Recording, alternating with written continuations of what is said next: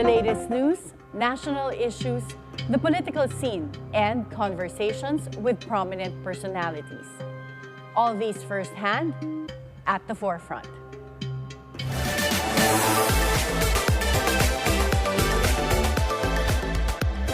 Good morning. I am Attorney Karen Jimeno. With the election season, we started a series to introduce the next generation of politicians, hoping to give a breath of fresh air in the country's political landscape. We'll get to know two more young batch of politicians, both aspiring to become congressmen in next year's elections.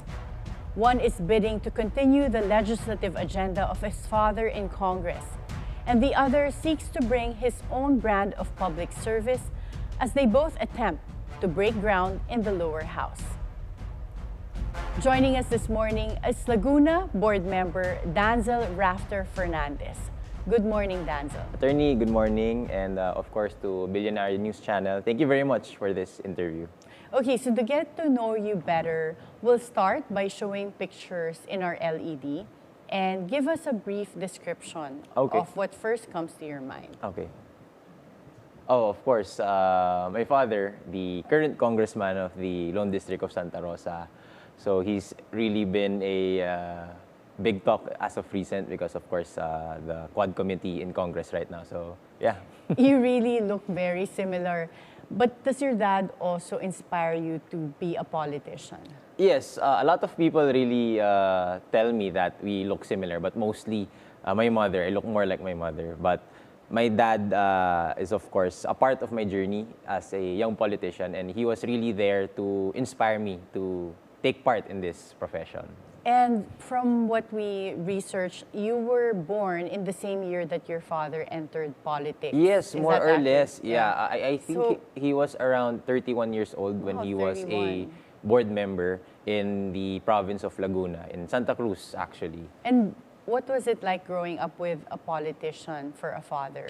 Well, growing up, when I was young, in elementary, high school, it hasn't really synced in to me kasi parang feel ko people were really talking about my dad. But sa akin, it was like, yeah, okay, not much of a big deal. But growing up, later in the latter years of my life, parang talagang a lot of people are talking about my dad. So something's really up. And I believe he's making big strides in the political field. So people really look up to him. Mm-hmm. And was he too busy for you? Well, at some point? Yeah, at some point, yeah, my dad has been out a lot because, you know, yung public service naman, it's like a 24/7 job. You know, you have to be there for the people, ready to serve, ready to help. And most of the time, he was really out there. But luckily, no, yung mom ko, she was also there. He has been a great support to me and my younger brother and sister. It seems like your dad is matapang, like during the Quadcom hearings. Is he the same at home? Actually, no eh. Palabiro din naman yan si Papa at home. And while he has this persona in Congress, because what you're really fighting is the rights of the people, the rights of each and every kababayans natin dito sa Pilipinas. So at home, he's this loving and friendly father sa amin. If you were to say one trait that you inherited from your dad, what would it be? I think it's that he is a firm person. Talagang if he stands by something, he really goes with it. And same with me, na if I stand by something, paninindigan ko na po yun. Okay. Next picture. Yes. My mom. Yeah, I'm trying to see now. Do you look like him? I guess mixed ng parents na talaga. But a lot of people are really telling me na, uy, Danzel, mas kamukha mo mami mo. Kasi every time na tumitingin po ako sa mga old pictures ng mom ko when she was younger, parang I really see myself. So, a lot of people are saying, wow, your mom parang hindi siya tumanda. She looks really young. And siguro talagang pag sinasabi ko po yun sa mom ko, she really takes it as a compliment because she's really happy to hear that. And lalo na, she always says that, lalo na po sa akin, kamukha niya daw ako. So ayaw niya na kamukha daw po ako ni Kong Dan, yung father ko. And how does your mom support your political career? Well, while my mom is not really a person who's, you know, involved in politics, she never laid her hands on, you know, our affairs. But she's all supportive. Talagang in every aspect of my life, she's always been there. Maging sports yan or all of my hobbies, she's always there to support me and my siblings. So talagang ever since I ran the 2022 elections, she was also there. Talagang And supporting she all the never way. told you, wag ka na mag-politics. Actually, may ganun nga kasi natatakot siya for me and talagang sabi niya, baka madalas wala na daw po ako sa bahay because I'm out there serving the people. But sometimes it's a calling no, to really help and she couldn't, and at the end of the day, no, she couldn't stop me if I really wanted to serve the people. Okay, let's look at the next picture. Ayan. My younger sibling. So, yung pangalawa po namin, si Dana, here on the right, and si Daniel, my younger brother. So, both of them are in college. So, I don't see them as people na who would also enter yung kung saan ako ngayon sa politics. Because They for don't one, want to enter politics? Totally different ang personality nila from me and my dad. Kasi ako, I'm really an outgoing person. I'm really okay with talking to people and conversing with them. Sila yung mga siblings kong yan. Parang it's hard to strike a conversation with them. Mas introvert sila eh. But then again, you know, you never know what the tide would take us. So they could traverse the same path as I did. But sa ngayon, they're just enjoying life. They're just enjoying their college life. So no pressures naman sa kanila. But they're good. Mabait sila na mga kapatid. Would you say your parents have a favorite? Who among you would be the favorite? Siguro ako, kasi ako yung... I don't know kung ako po talaga. And you're the one speaking here. Pero yeah, siguro, I don't wanna say kung may favorite po sila. But then again, I think I could say na talagang natutubukan ako ng parents ko. Really, yung competitive drive nila na inherit ko. So I'm really a person who's always striving for success. Who never settles for less. So talagang laging, if I can do the best possible action, yun talaga gagawin ko. And you're the eldest? Yes, I'm the eldest. Next picture. Okay. So this was the Metro Manila Film Festival back in 2018 where I had the opportunity to take part in this film together, of course, with some known celebrities like si Jerome Ponce, Richie Rivero, Michelle Vito Marquez, and etc. Sila Criseris and sila... John Estrada, etc. John Estrada and everyone. It also says introducing Danzel Fernandez. Yes, so this is your first movie? Yes, this was my first movie. So I had an opportunity to join this. So sabi ko, sige, this is once in a lifetime. Kasi knowing my parents, both of them were in showbiz. And they met each other in showbiz. So sabi ko, sige, try ko lang. But eto naman, it wasn't, my parents weren't pressuring me into it. So talagang it's in my own decision that I would try this out. And na-enjoy ko naman po siya. But even after this opportunity, I really enjoyed, you know, the camaraderie with the other co-actors and yung set. Everyone was really friendly, even if it was my first time in a film set. But talagang after that, na-realize ko, this is nice and all. Parang hindi siya yung calling ko. It's not like giving me this feeling that I would really want to pursue this. So that was in 2018, yes, and you didn't want to stay in showbiz? Yes, kasi at that time, I was really focused in my studies. In 2018, I think I was 20, 21, 22. And I was still in college. I was taking up AB Psychology and BS Business Management in the Lasal University, Manila. And at that time, I was really focused in finishing my studies. So I didn't want to sidetrack my education. And after that, you preferred politics? Yes. Would you ever go back to showbiz? No, I actually didn't think about going back into showbiz. Although I do content and stuff, so I make videos online, which started out in the pandemic. So it wasn't really I didn't have a thinking of entering into showbiz. Okay, next picture. So yeah, speaking of content, here. So you have a lot of followers. Yes. And, so what made you become a content creator? Okay, actually, making content somehow started back in 2017 where vlogging and everything was on the rise. So I tried my hand at it back in 2017 when I was gifted a Canon camera. Then I stopped for some reason. So for the next 3 years, pandemic came, 2019, 2020. So most of us, we were stuck at home, nothing to do. So naisip ko lang, since at that time, TikTok was slowly booming. So sabi ko, I would try to make short form content. So I delved into gaming, into content creation, specifically on tech reviews, etc. Until na-enjoy ko. But now, being here in politics, I've been using the things that I learned in making content and applying it to my political page, which is here on the far right side. Yeah. And so if you become congressman, will you continue to create content? Yes, because honestly, what my dad has been always telling me, that before, during their time, all of these issues were not really into mainstream media. Like, not every ordinary person knows the issues or what are the local or national issues that they're trying to discuss. So parang ito na yung opportunity nila to show them the job that they're doing, and through social media we could really expose or show the people that this is our job. So ito naman talaga yung ano natin like the public office is a public trust, so it's really necessary that for the people to know ano ba talaga yung ginagawa ng mga kongresista natin sa House of Representatives sa Congress. So at the moment, do you also include content that involves your dad? Somehow, actually, most of my content right now, I also have a separate TikTok for my political page.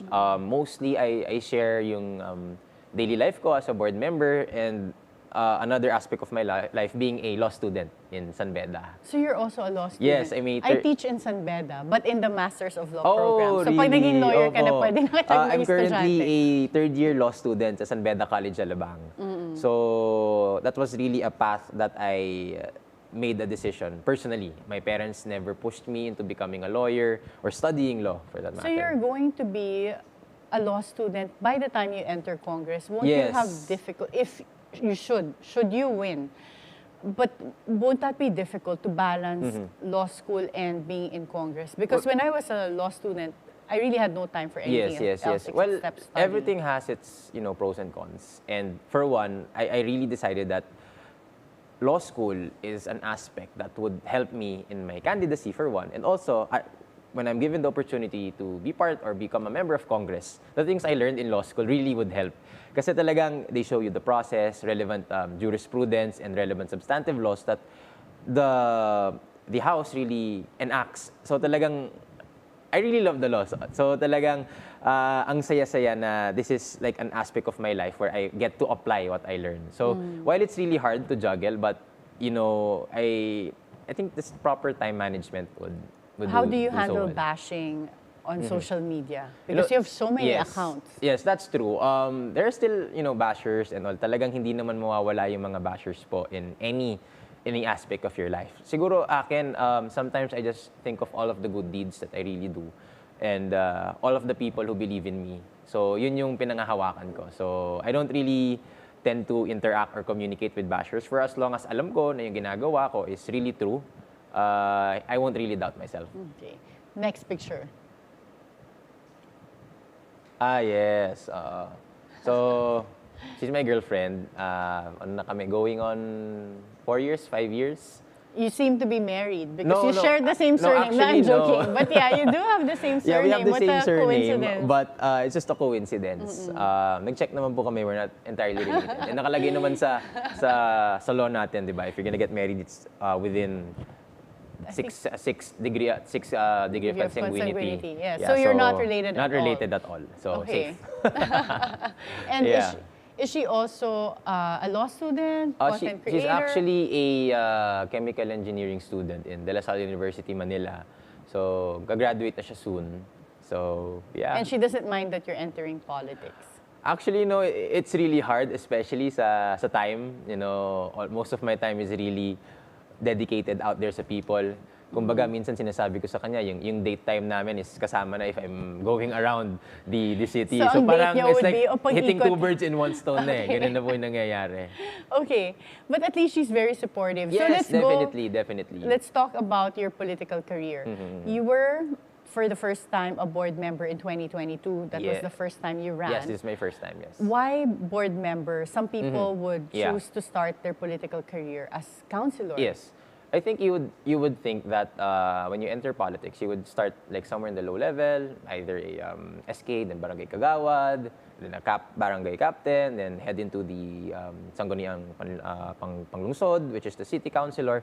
But at this time, when I was really at the end of my college life, I was really deciding of entering politics, and then I came into this decision that maybe I could enter board member because every time na umiikot po ako, people would be like, ano ang board member? Ano ang bokal kung tawagin nila? So there wasn't really any proper awareness. A councilor would be most commonly known by the people, but board members were somehow underappreciated, I think. So sabi ko, would this be a good entry point? But since my father being a politician, I asked his advice, and he said that would be a good position to enter as a start. Since being a board member, it's more of overseeing the legislative processes of councilors. So parang you're So you don't entirely pass the ordinances, yes, you're but you're just quote-unquote less overseeing. involved with the LGUs in the city. So it's more of an overseeing matter. So when an ordinance or resolution is passed in the barangay level, city level, it also goes to us, di Sangguniang Panlalawigan. So kami din naman po yung nag-a-approve, and kami din po yung gumagawa ng mga committee reports regarding these ordinances. And with your 3 years as a board member, what was your biggest accomplishment? Well, so far, people would say, you're so young, yung political career mo, only 3 years.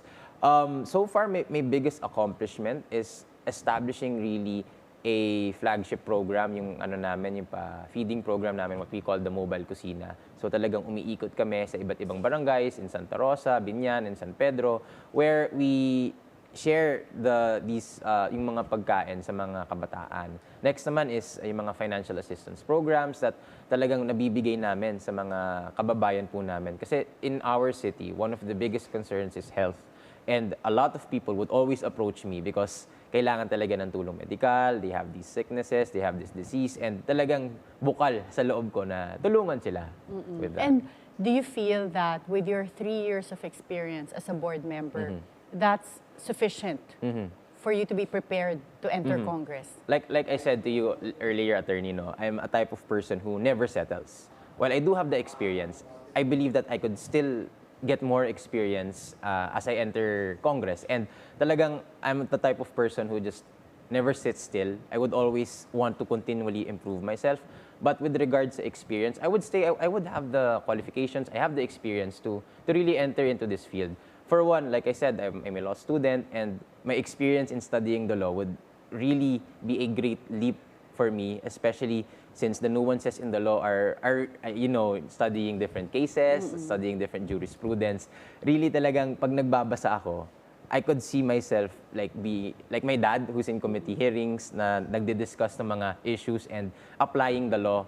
It's really a good bonus. But kumbaga. you've seen the demands of that job with Yes. your father. Yes. With law school, your classes are going to be also every day. It will really clash in Yes, terms yes, of your yes. schedule. So how do you plan to do that? Well, or are you going to yes. take a leave from law school, especially with the bar exam? Yes, That's yes, yes. another yes. thing that well, requires actually, preparation. buti na lang po that the school where I'm studying right now, it's very lenient. It accepts, they accept part-time students. So for the longest time, I've been doing part-time, so less units. So namamanage ko naman in night classes and studying and everything. It's all about time management. And talagang I'm not really in a rush to take the bar exams. So I'd really take my time in studying the relevant laws, the relevant subjects, and by the time na siguro I'm at the mid or end siguro, if I'm given the opportunity to become a House member, I might be taking the bar then eventually. So all in time. And your father is finishing 3 years, 3 terms as a congressman. No, actually, Or this is his, I believe, second term. second term pa Yeah, na. so he jumped straight into the governor position. So he's running for governor, and you're going to be running in the same district, meaning ikaw yung magte-take ng Yes, place niya ako sa po yung Congress. magte-take ng place niya sa Congress as the legislative representative of Santa Rosa City. So if you end up winning in Congress, do you also see yourself as being part of Quadcom hearings and Yes. taking the same committee Yes. that your Actually, father had? this is gonna be a bit of a lengthy discussion because me and my dad, my father, Congressman Dan Fernandez, every time he's in the Quadcom hearing, even prior to the Quadcom hearing, we've been having discussions already of the relevant issues and topics that he's been discussing, from Meralco, the Pogos, extrajudicial killings. We also have the police or the alleged anomalies in our uniformed men. So he's been discussing, kami nag-uusap, especially dun sa issue with Meralco, yung WACC or yung weighted average cost of capital, wherein yung WACC kasi, yun yung ginagamit ng mga distributors and yung ating transmitters yung WACC as the basis for their rate of returns, yung mga investments nila. Ngayon, yung ina-argue dito is Meralco has been for the longest time having this high WACC. So ano ba yung implication if we have high WACC or high weighted average cost of capital? So meaning high WACC would translate to higher costs or a higher burden sa mga consumers natin. While yung implication naman nun sa mga distributors or yung transmitters, which is yung NGCP and yung Meralco, for example, and other electrical cooperatives or yung mga local LGUs, higher WACC would generate, kumbaga, more investment sa kanila so they could reinvest those funds dun sa business. Kumbaga, more profits, in short. So ngayon, yung pinaglalaban ng dad ko na dapat mababa. For the longest time, it's been for 14.97% from 2011 to 2015 up to present. And dapat yung level niya nasa 8 to 9%. So if in fact na yun yung mangyayari, talagang bilyong piso ang maibabalik sa mga mamayang Pilipino. So that's really one of the advocacies you're looking at doing if you get into Congress. Oh, kasi think of this, na even during the pandemic or early 2016, 2017, we've been using the high WACC rate. So talagang madaming pera ang nawala sa ating mga kapwa Pilipino. Dahil doon, marami po sa kanila nagbabayad ng mataas na electric bill. And as we all know, here in the country, talagang there's a great divide. No? Madami talaga na sa marginalized sector who couldn't really afford yung basic means nila and necessities. So it's really hard enough that we have, high rates that these Filipino people have the burden to pay. So among other things, that's really one of your advocacies, to bring down electricity rates for people. Well, of course, apart naman yung, actually, ang gusto ko din, of course, is ma-continue yung pinaglalaban ng dad ko. Apart from the Meralco, we have the Pogos. We also have the extrajudicial killings, which is really violative of our rights. Alam niya naman po, bilang abogado, so talagang yan yung future na gusto ko maging. And talagang, in the topic of EJKs, we talk about the Bill of Rights, the rights of the individuals to the right to their life, liberty, property, and due process of law. So Danzel, sorry, we'll have to cut you because we're running out of time, but it's great to hear all your initiatives. And we'll have more of you later. And for now, in the meantime, we'll have Councilor Gerald Galang of Valenzuela up next, when At the Forefront returns after a short break.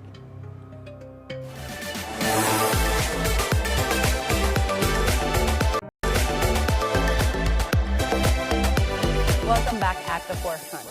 Joining us is incumbent councilor of the 2nd District of Valenzuela City, Gerald Cloyd Alexis Galang. Good morning, Gerald. Good morning po, Atty. Karen. Okay, so first we'd like to get to know you better. You have 4 siblings, so you're a total of 5. Yes. And 2 of your siblings also entered politics as councilors. Yes. What inspired the 3 of you to be councilors? You're also a councilor right now, right? And your parents are in private sector? Yes, business po. So how did the 3 of you end up in politics? Actually, it started with my eldest sister, si Ate Kate po, Councilor Kate Coseteng. She served for 9 years as a councilor in Valenzuela City after she moved to Quezon City. Then my sister continued her legacy and she also finished 9 years. Then ako po yung currently, first termer na councilor na pangatlo na po sa family. And doon po, nagsimula po yun, naging inspiration ko sila. At simula pa man, masaya na po ako nakatulong sa mga kadistrito namin. Nagsimula po ako as SK chairman sa aming barangay. And bunso ka? Bunso, opo. And you were inspired more by your 2 other older siblings na nag-councilor. Opo. But in your family, was there anyone else who entered politics? Kahit hindi parents mo, like a relative? Wala na po. Wala? Kami lang po. And your Coseteng is not related to Nikki Coseteng? Mother-in-law po siya ng sister ko. Mother-in-law. Baka doon naman na-inspire yung ate mo. Would you know? As a former senator? Ano po, councilor na si ate bago pa siya kasali. Opo. Okay. And you earned an industrial design degree, and then you later pursued higher studies in public policy and economic development. Yes. Was that shift influenced by your desire to enter politics? Yes, attorney. While in college, I was an SK chairman, And tinapos ko po yung art school kasi naman yung first ko rin, love ko, mahilig po ako sa design, graphic designer din po ako. And after finishing college, nagkaroon po ako ng opportunity to study abroad through Enderan, nag-international development po ako doon. Tapos sila po nagpadala sa akin sa Korea for my master's degree. Yung opportunity po na yun po yung nagmula siguro sa SK ko. Kasi simula na nag-SK ako, mas lalo ko pong na-discover na pang public service pala talaga ako. So I prepared myself and I took all those opportunities. And did your parents ever had an opinion on this, about you entering politics? Yes, of course. Medyo rin po sila, doubtful sila nung una kasi nga art school ako, tapos biglang parang gusto ko, dahil nag-SK ako, gusto kong mag-public service. Pero yun na po yun simula nung nag-SK ako, parang kailangan ko nang mag-prepare. Yun na yung path na tingin kong kailangan ko gawin. Kasi doon ko po nakikita yung sarili ko again. And sinuportahan po nila ako. Kahit sabi ng daddy ko nung buhay pa siya na sabi niya dati na kaya mo ba yan? Mag-iibang bansa ka. Siyempre hindi po biro tumira sa ibang bansa. 1 year and almost 2 years din po ako nasa Korea. Pero pinayagan nila ako at sinuportahan nila ako doon. And when you went to study in Korea, marunong ka na ba mag-Korean by then? Hindi pa po. Kasama po sa program na mag-aral ng 6 months na Korean language course. So ngayon, we heard that you're a polyglot, meaning you speak English, of course, Tagalog, and also Korean. You're fluent in Korean? Hindi na masyado, pero nakakaintindi po ako, nakakapagsalita, and nakakasulat. Can you give us a sentence in Korean? 안녕하십니까 여러분, 제라드입니다. 반갑습니다. Anong ibig sabihin? No? Hello everyone, I'm Gerald. It's nice to meet you. Okay, and so right now, that was before sumikat yung mga K-pop or Korean novela. So ngayon, when you watch Korean novelas, naiintindihan mo yung Opo, dialogue? naiintindihan ko. Minsan naririnig, konting salita lang, may naiintindihan po akong mga ilang salita sa mga K-drama, sa mga Pati K-pop, music. pag marinig mo. K-pop po. Very useful pala yung skill na yan. Yes, yes. And you also are a rapper? Hindi naman po, frustrated rapper lang siguro. Mahilig ako sa hip-hop. Mahilig ka. Local But and- do you make up your own Opo, songs? actually, nag-produce po ako ng music ng Boto ng Kabataan for Voters Education Year 2021 para po mas ma-educate yung mga kabataan sa tamang pagpili ng mga kandidato at tamang pagboto po. Ang galing naman. So Nag-produce you po also ako. have a talent for music. Do you compose? Medyo lang po, I just do covers. Tapos pagka, yun nga po, nakipag-partner ako sa mga local artists namin sa Valenzuela. Sila po yung kinuha ko pong mga rapper and yung nagkumanta ng lyrics noon. Kumaga parang semi kami na rin po nag-compose nung entire music. Can you give us a sample? Yung parang ang linya noon, to what I remember, yung parang solution ngayon ang tamang pagboto. Parang may line po na gano'n. Tapos the rest is pure rapping na. Oo. Pwede ka ba magbigay ng sample ng kahit isang portion lang? Siguro yung na lang, favorite ko ni Glock 9, yung parang habang tumutunog yung gitara, makinig ka sana, dumungaw ka sa bintana na parang isang harana sa awit na aking sinulat ko gabi. Huwag sana magmadali at huwag kang mag-atubili dahil kahit na wala akong pera. Basta simple pa. You really have a talent for it. Kasi ako kahit bayaran natin, hindi ko kayang gawin yan. But galing. Napasimpleng tao pa ako ni Glock 9. Yeah. And galing Favorite na. ko po yan, idol ko yun na So hip-hop let's artist. talk about your political career. You've Yes, ma'am. served as a city councilor for 1 term in Valenzuela. Why are you now going to Congress suddenly? Actually, hindi naman po siya sudden. I started again as an SK chairman. And ever since, I've had this passion po for public service. I can say that I prepared for this. And now that I'm almost done with my first term as a councilor, I think in Congress, I believe I can serve more. Mas marami pa po akong ma-offer na mas makabagong solusyon sa mga mas napapanahong problema talaga sa aming distrito through legislation with the help of the national government this time. That's the reason I asked why suddenly, because some would opt to finish 3 terms as councilor, for example. Yes. So as city councilor, what was the achievement that that you can say is your best achievement there? I focused on education po and social services. Committee chairman po ako nun sa City Council. Siguro yung landmark legislations, sa education po, I have proposed an educational assistance for indigent Valenzuelano college students. Ito po yung kahit saan sila nag-aaral na kolehiyo, pwede po silang manghingi ng tulong nila sa kanilang pag-aaral. At meron din po kaming automatic class suspension ordinance. In Valenzuela City, we have a legal basis for class suspensions at mas mapapabilis po yung mga announcement at mas safe po yung mga estudyante natin tuwing may kalamidad. What does it mean pag automatic suspension? Meron po kaming guidelines na po na halimbawa may heavy rainfall warning ng madaling araw, we can easily suspend classes and continue na lang po through online learning. Okay, and what other initiatives? And also uniform financial assistance po, ito po yung for victims of natural disasters. Na pag biktima ka ng sakuna, outright, may matatanggap po tayo na financial assistance from the local government. For example, partially damaged or totally damaged yung bahay mo sa sunog, na biktima ka ng sunog, makakuha po kayo ng tulong right away. And when you said that you feel like you can do more in Congress, can you give us a concrete example of something that you want to do through Congress? Ang major problem po sa amin ngayon is yung kakulangan sa healthcare facilities. We have an existing hospital pero it's really congested.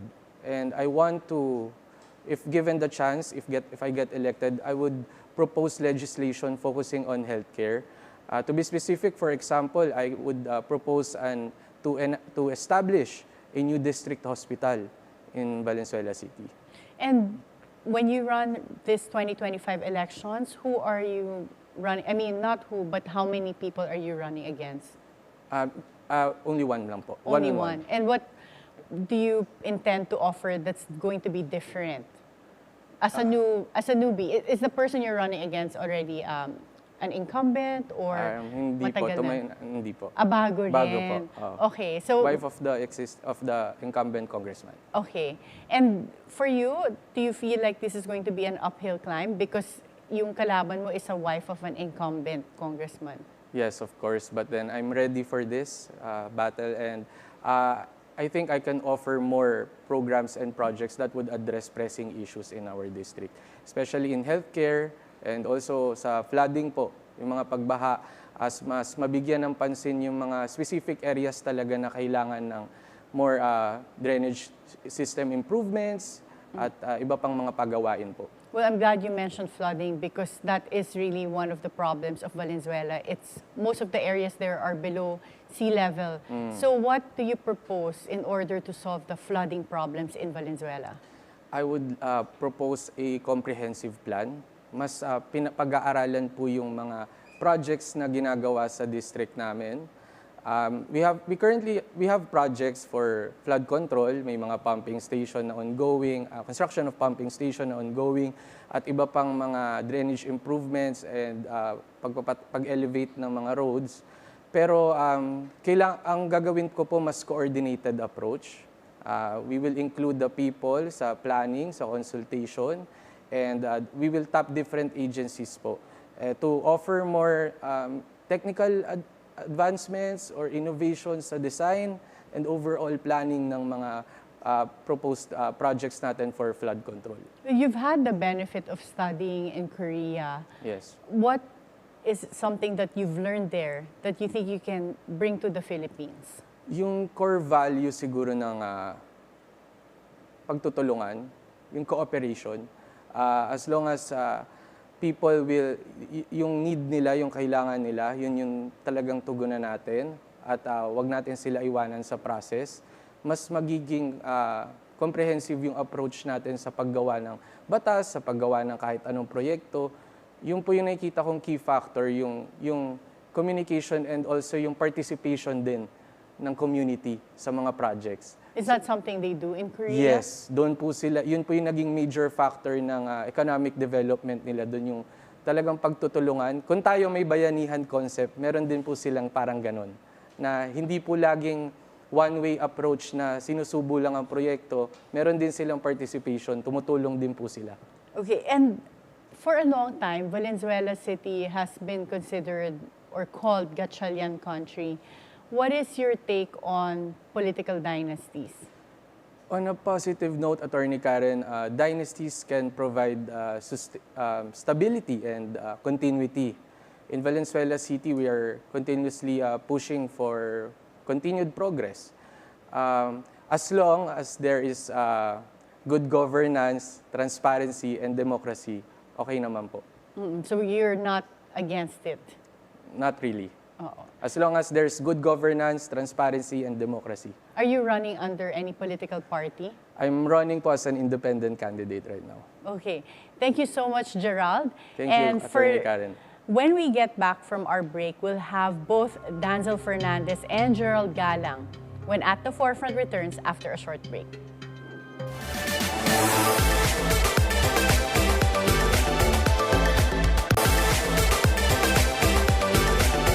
Welcome back at the Forefront. Danzel Fernandez and Gerald Galang are both young aspirants for a seat in the lower house, and I'm very grateful to have both of you here. Thank you again, Atty. Okay, so now let's discuss some of the issues that are currently being tackled in Congress. And perhaps you can give me your insights or your position on these issues, just very briefly.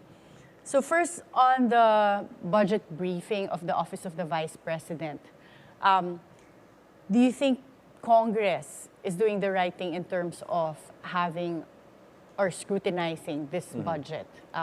Sige, we'll start with you, Gerald. Attorney Karen, for me, it's the Congress' responsibility to scrutinize national government budgets. So it's just right to review and carefully review the budget of the Office of the Vice President. What about you, Danzel? And again, I'm in a similar position with Consi Gerald. The Congress has the power of the purse and they have the responsibility to really deliberate on the matters with regards to the budget. So it's only incumbent upon them to really decide as to whether or not budget may increase or decrease accordingly. Okay, and the manner that it's being conducted, do you think the line of questioning, it's appropriate? Just yes or no? With you, Gerald? For me, yes. Yes, yes. Okay. Confidential funds, do you think this should be allowed for any office? No. I would argue no also. And it's because of...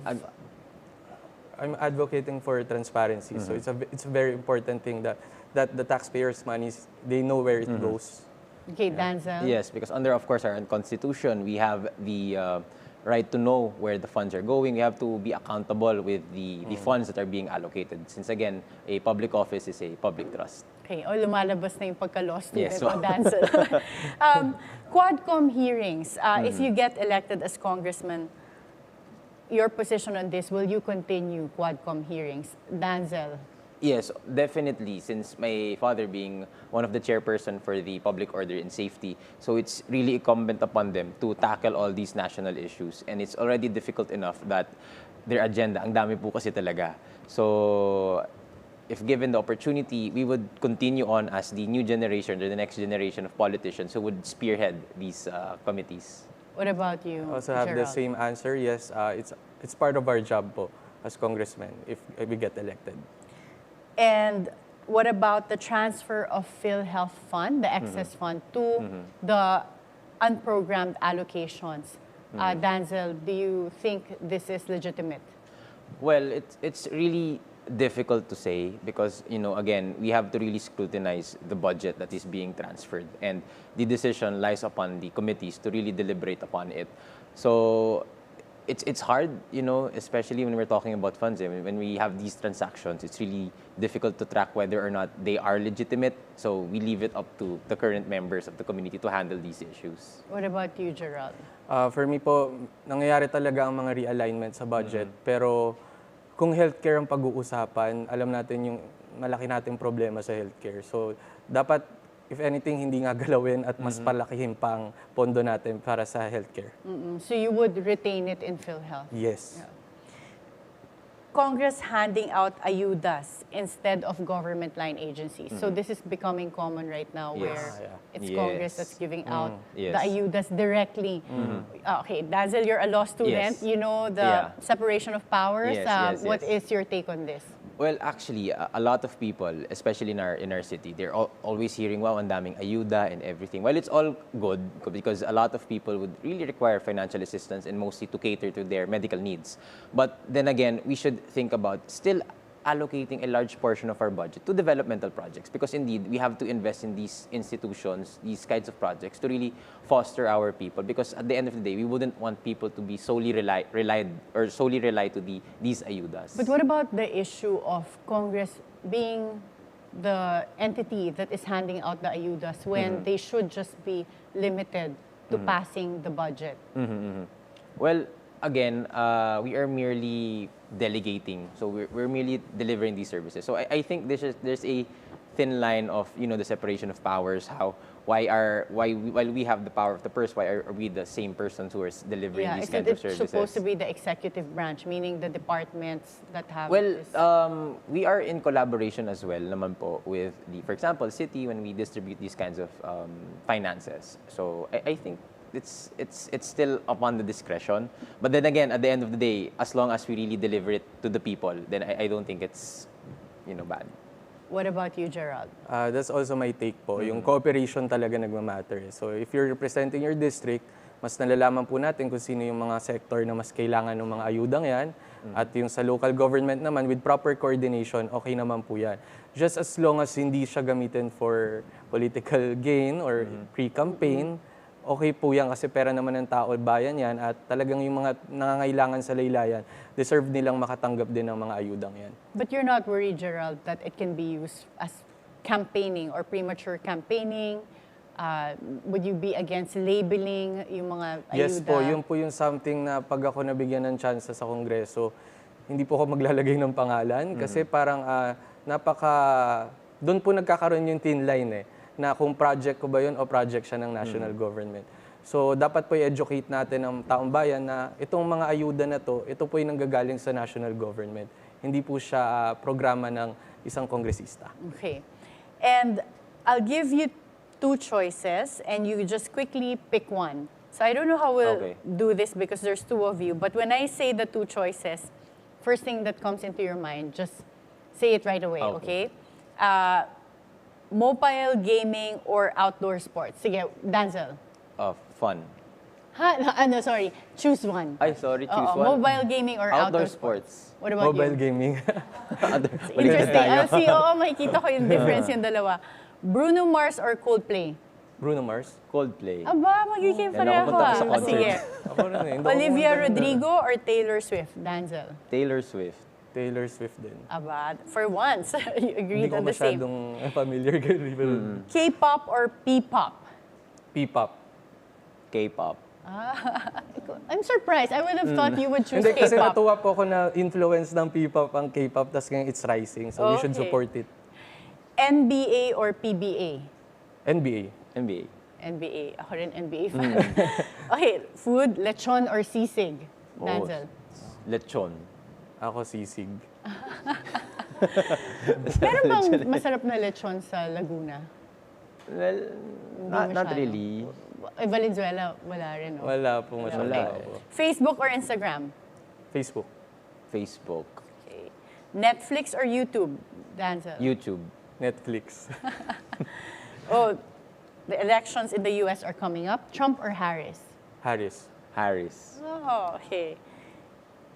When it comes to relationships, dinner date or road trip? Danzel. Road trip. Ako road trip din. Pareho. Okay. Drinks, wine or beer? Beer. Wine.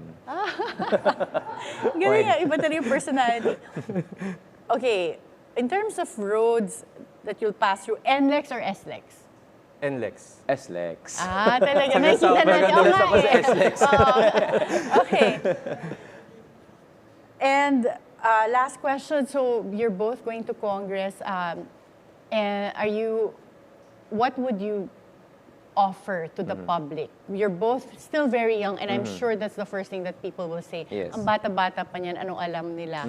So in a few words, we'll start with you, Danzel. What can you say to your district? Yes, siguro I'm a fresh breath since we're new next generation politicians. We would bring in more progressive ideas. Kami nga kung tawagin yung mga uncorruptible politicians. Since we're starting, we're very eager to serve, and I think we would carry on that kind of perspective when we enter into the house. What about you, Gerald? What would be your message? Sa amin naman po yung energy ko, yung creativity, and yung innovation na mas gusto ko pa talagang mabigyan pa ng maraming programa yung distrito namin at mas maraming mga talagang long-term solution na pag-aaralan talaga ng husto yung mga proyektong gagawin namin sa Kongreso. Thank you so much, Danzel and Gerald, and good luck with the 2025 election. Thank you, Thank Atty. you, Atty. Karen. Karen. Youth enthusiasm and their own brand of public service is what Danzel Fernandez and Gerald Galang hope to bring to Congress if they get elected. While they have limited experience as public servants given their youth, they have the passion and desire to usher in positive change for the benefit of their constituents. Be timely informed, be insightful of the news, always stay at the forefront. Join us again on Monday for meaningful conversations that would help you form an objective personal opinion. This is Attorney Karen Jimeno. Thank you for spending your hour with us.